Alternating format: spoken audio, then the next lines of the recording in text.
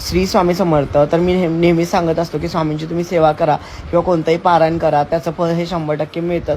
आणि त्यात मी तुम्हाला हे पण सांगितलं होतं की 9 गुरुवारचं पारायण तुम्ही करा, नक्कीच तुमच्या इच्छा पूर्ण होतील.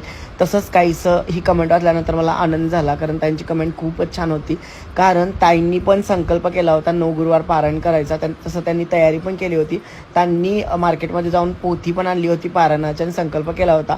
आणि त्याच रात्री ताईंचा रिझल्ट लागला आणि ताई चांगल्या मार्काने पाससुद्धा झाल्या. आणि त्यांचं म्हणणं आहे की सगळं स्वामींच्या कृपेमुळेच झालं.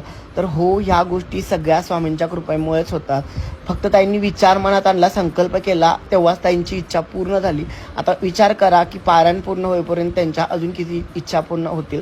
तर मी तुम्हाला हे पण नेहमी सजेस्ट करेन की तुम्ही नक्कीच 9 गुरुवारचं संकल्पयुक्त पारायण करा. तुमच्या इच्छा सगळ्या स्वामी महाराज पूर्ण करतील. फक्त तुमची सेवा, तुमची भक्ती मनापासून असायला हवी आणि त्याचबरोबर तुमचे कर्म पण चांगले असायला